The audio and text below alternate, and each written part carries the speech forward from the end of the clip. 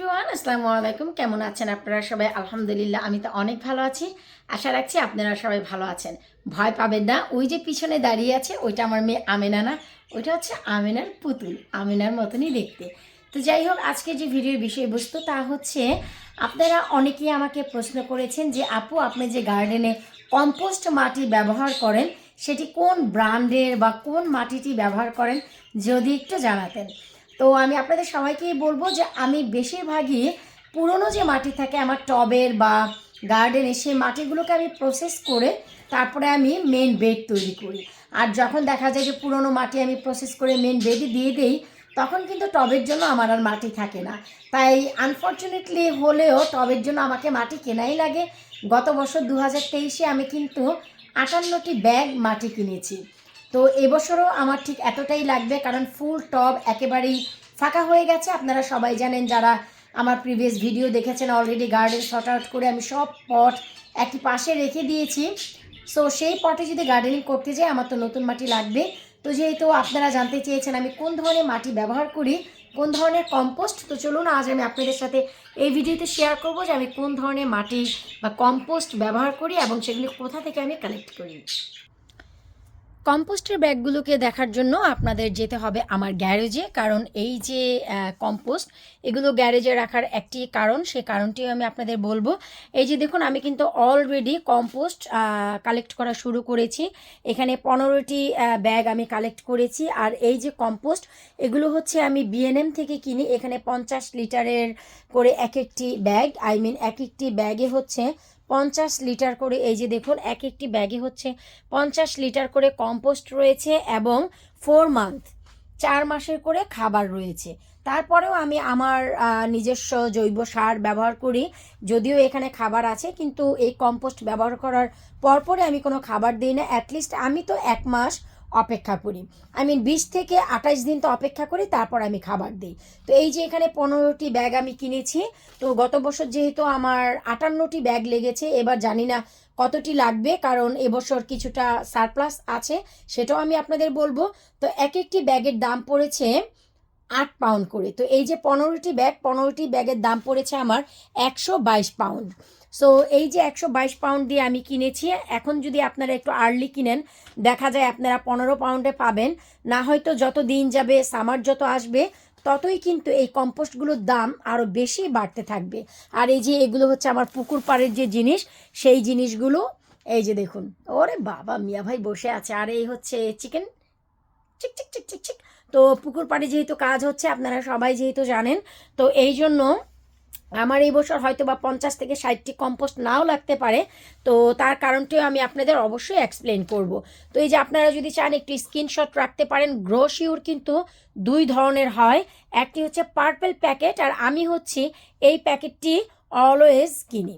এই যে আপনারা একটু দেখতে পারেন, এই যে এখানে সানফ্লাওয়ার, ক্যারট এবং স্ট্রবেরির যে কিছুটা ছবি রয়েছে, এবং সাইড থেকে কিছুটা ভেজেস ছবি থাকবে, টমাটোস, তারপরে হচ্ছে এই যে আপনার পাতাকপি, বিটরুট, এই যে ছবিগুলো, এই ছবিগুলো দেখে আপনারা এই প্যাকটি কিনতে পারেন। এটির ভিতরে একটি পার্পেল আছে, যেটার ভিতরে অনেক বেশি পিট থাকে, আর এগুলো হচ্ছে পিট ফ্রি। আমি চেষ্টা করি পিট ফ্রিটি কিনতে, এতে করে গাছের জন্য কিন্তু অনেক বেশি উপকার হয়। এই হচ্ছে রে ভাই বর্তমান আমার পুকুরের অবস্থা। এর আগে আমি একটি ভিডিওতে আপনাদেরকে শেয়ার করেছি যে আমার পুকুরটিকে নতুন করে রিসেট করব। এই যে পুকুরটি গার্ডেনে মাঝখানে পড়ে আছে, এখনও পর্যন্ত কোনো কিছু করা হয়নি, সব কিছু উলট পালট। কারণ হচ্ছে আমরা গার্ডেনে টপ সয়েল ফেলবো। তো যখন আমি টপ সয়েল ফেলবো, তখন কিন্তু আমি ওই বেডগুলো একদমই কমপ্লিট করা, পুরোপুরি একদম গাছ লাগানোর জন্য উপযুক্ত। শুধু গাছ লাগানোর জন্য নয়, এমনকি এই যে দেখুন, মূলা গাছ কিন্তু অলরেডি হচ্ছে। মূলা গাছ এবং সাইড থেকে এই যে ধনিয়ার বীজ, সম্পূর্ণ বেডে কিন্তু ধনিয়ার বীজ রয়েছে। একটু কাছে গেলে হয়তো আপনারা বুঝতে পারবেন। এই যে দেখুন। তো এই যে এগুলো থাকার পরেও আমার অনেক বড় লস হয়ে যাবে, কারণ এইগুলোকে আমার এমনিতেই এখানে আবার এর উপরে টপ সয়েল ফেলবো, কারণ গার্ডেনটি হচ্ছে একটু ঢালু। তাই এবছর ইচ্ছে আছে যে আমরা গার্ডেনটিকে লেভেল করব। তাই একেবারে ওই যে দেখতে পাচ্ছেন স্ল্যাব, একদম ওই যে স্ল্যাবটি তুলেছি ওইখান থেকে নিয়ে একেবারে শেষ পর্যন্ত যে জায়গা, এই যে পুকুর টুকুর ভরে একদম ওই যে মেন গেট পর্যন্ত ওই সব স্ল্যাবও তুলতে হবে, তুলে তারপর হচ্ছে আমরা এটাকে লেভেল করব। তো যখন টপ সয়েল আনবো সেই টপ সয়েল থেকেও আমি কিছুটা নিব, আজাদকে বলেছি যা একটু বেশি করে অর্ডার দিতে, তো আমরা 2 টন অর্ডার করেছি।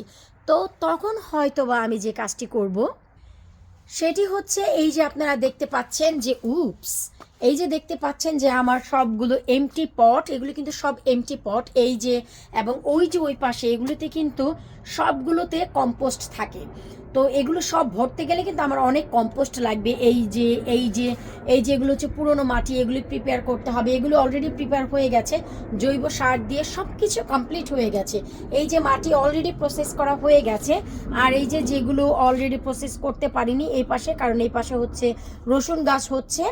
তো চিন্তা করলাম যখন এই রসুন তুলে ফেলবো তখন আমি এই জায়গাটির মাটি, এই জায়গাগুলো আমি আবার নতুন করে ঠিক করব। শুধু এই পাশটি আমার ঠিক করা হয়নি, বাকি সব পাশ কিন্তু ঠিক করা হয়েছে। তো ওই যে দেখতে পাচ্ছেন যে আমার সব কিছু টব একেবারে আটসাট করা। এই যে পুরনো মাটি, এই পুরনো মাটিগুলো কিন্তু আমি ফেলে দেব, সব কিছু এগুলোকে প্রিপেয়ার করব। ফেলে দিবে বলতে ফেলে দেব না, মানে এগুলোকে জৈব সার দিয়ে উপযুক্ত করে ফার্টাইল করে তারপর আবার টবে দিব। হাফ হাফ, পুরনো মাটি হাফ আর নতুন কম্পোস্ট দিব হচ্ছে হাফ আমি। তো এই জন্য এবছর হয়তো বা 50টি প্যাকেট আমার নাও লাগতে পারে, কারণ হচ্ছে আমি যদি টপ সয়েল নেই আর কম্পোস্ট নেই তাহলে হয়তো বা আমার কম লাগবে। তো এই হচ্ছে আসলে আজকের মানে ভিডিও, যে কেন আমার কম্পোস্ট কম লাগবে। আপনারা অনেকেই প্রশ্ন করবেন, আমি জানি যে আপু কেন আপনার 50 ব্যাগ লাগে, এবার কেন কম লাগবে। যেহেতু গার্ডেনে টপ সয়েল ফেলবো, সো টপ সয়েল আর কম্পোস্ট মিলিয়ে যদি আমি কাজ করি অবশ্যই পরিমাণে কম্পোস্ট কম লাগবে। হাই রে ভাই, বাহিরে অনেক বেশি ঠান্ডা, গ্যারেজে গিয়েছিলাম। তো যাই হোক, আপনারা যারা জানতে চাচ্ছিলেন যে আমি কোন ধরনের কম্পোস্ট ব্যবহার করি গ্রোশিওরের, তো এগুলো আপনারা বিএনএম থেকে পেয়ে যাবেন অনায়াসে। এক একটি ব্যাগ 8 পাউন্ড করে নেবে, আর সামার আসলে এগুলো কিন্তু 9 থেকে 10 পাউন্ড হয়ে যায়। তো আপনারা যদি এখনই আমার মতো বুদ্ধি করে কিনে ফেলেন তাহলে কিন্তু আপনারাও অনেকটা লাভবান হবেন। কারণ আমাদের গার্ডেনারদের কিন্তু ভাই একটি দুটি না 50 থেকে 60টি ব্যাগ লাগে।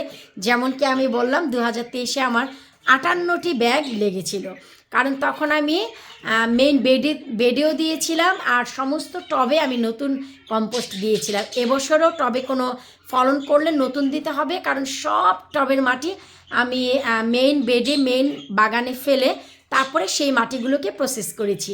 তার ভিডিও নিশ্চয়ই আপনারা সবাই দেখেছেন। আর আপনারা অনেকেই জানতে চাচ্ছিলেন যে আমি কিভাবে মাটি তৈরি করি। তো আপনারা যদি আমার চ্যানেলে যান, ইউটিউবে গিয়ে লাবণী কিচেন সার্চ করলে চলে আসবে। সেখানে গিয়ে যদি আপনারা ভিডিও সার্চ করেন আর সেখানে প্লে লিস্টে গেলে আপনারা মেইন যে বেড গার্ডেনের মাটি তৈরি পর্ব 1 থেকে পর্ব 6 পর্যন্ত পেয়ে যাবেন। সেখানেই বুঝতে পারবেন কিভাবে আমি মেইন বাগানের বেডটি তৈরি করেছি। আর টবে মাটি তৈরি করতে কি কি ব্যবহার করি তার ভিডিও নিশ্চয়ই আপনারা দেখেছেন। এই প্লেলিস্টে গেলেই আপনারা পেয়ে যাবেন, এবং টবে মাটি কিভাবে তৈরি করি সেটাও পেয়ে যাবেন। আশা রাখছি আপনারা আপনাদের প্রশ্নের উত্তর পেয়ে গেছেন। বিদায় নিচ্ছি আজকের মতো। আল্লাহ হাফেজ।